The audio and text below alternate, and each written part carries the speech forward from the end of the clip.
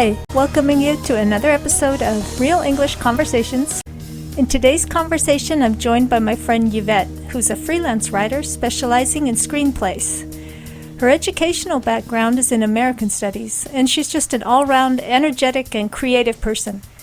I hope you'll find her a welcome addition as my conversational partner here.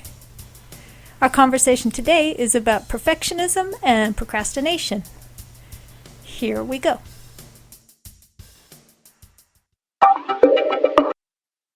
Yeah, I was thinking that it would be fun to talk about perfectionism a little bit and about being a perfectionist and how horrible that is and how it can really hinder you from being productive. Being productive and moving forward with things that you want to do. Yeah. Indeed, I know it's something that I struggle with a lot and that I've thought about a lot, and I know in the past we've talked about it from time to time. So, yeah. But perfectionism, as we all know and love it. Or hate it. It's terrible. Yeah. Well, it makes you not very productive. I mean, I just finished the text yesterday, and I spend a lot more time on it than I should have, knowing that I wanted it to be absolutely perfect.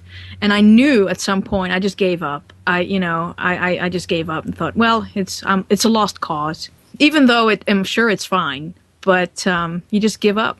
Yeah, that's good when you've actually already started working on something and you're working on it. That you can set a deadline for yourself maybe and say that, okay, now I just can't mess with it anymore. It has to be finished.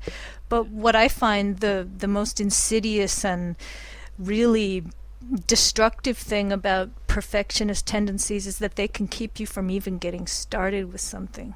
Okay, the procrastination. Yes. It's very closely tied in with procrastination, I find. Yeah, there's just two things that could happen. You could be suffering from fear of failure or fear of success, one of the two. Mm-hmm. And, if you're successful, then you're going to deal with like an additional amount of information that you need to process later on. And if you're not successful, you're just a loser. Yeah, exactly. I mean, that's what I have. Yeah, I find that for me, this idea of perfectionism, it's not so much about striving to be perfect. It's more like you're constantly beating yourself up about things never being good enough. Yeah, that's the problem. That's pretty neurotic. Yeah, it's not that. I mean, intellectually, that nothing can be perfect and nothing I do can be perfect. But it's so that on an intellectual level, but somehow it's like you're still struggling with this idea that, but it's still not good enough, or I don't have all the information I really needed to make the perfect start.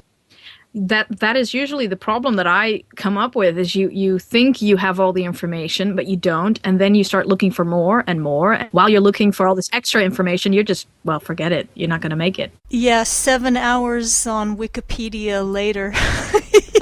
Right. You find you're looking at something completely unrelated to what you started out with. Right.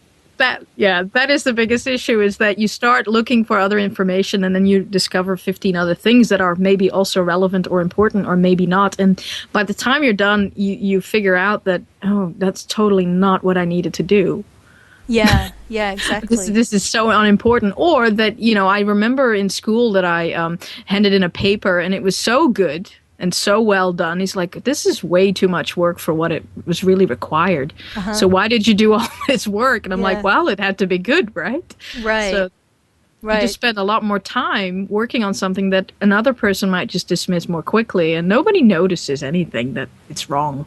That's the thing. I find that a lot of the things that you worry about a lot, like quality-wise, or things that are important to you, when you think about it, oftentimes those things, other people aren't even going to notice those things. That's right. The things that you've worked so hard, these little details that are so important to you, and then like other people don't even notice, and then you can wonder what's the point and why spend so much time on all these little things. Yeah, or you see someone else's texts or something, like as a writer, you read about stuff and there's all these errors in it, and I'm thinking, does it really bug me so much that this is happening? Is it really a problem for me that there are all these errors there? And I'm thinking, I don't really think that this person is doing a bad job. I may think they're a Yeah. bit shoddy, but overall, Yeah. you know, I'm not as harsh on other people's work as I am on my own, I think, or I hope. I know for me I'm harsh on my own, but I'm pretty mean and vicious about other people as well. I think maybe that's why I'm so worried about what people will think about my own things, is because I'm so horrible and vicious myself. you, you will destroy them all. Oh yeah. No, I used to correct people all the time when they made errors, just because Yeah. I knew. I just know Yeah. you just made an error. Yeah. Look at me being all clever, and they hate you for that. So Oh yeah, people really don't appreciate unsolicited correction. Okay, that wraps up today's Real English Conversation. We'll continue with this topic in the next episode. Before I sign off, I just want to thank all of you who've emailed me this past year asking when new episodes would be posted. It feels really great to know that there are listeners out there who look forward to each new episode. Unfortunately, I can't promise to post episodes as frequently as you might like because of my other time commitments, but you can be sure that I'll do what I can to give you as many new episodes as possible. Bye for now.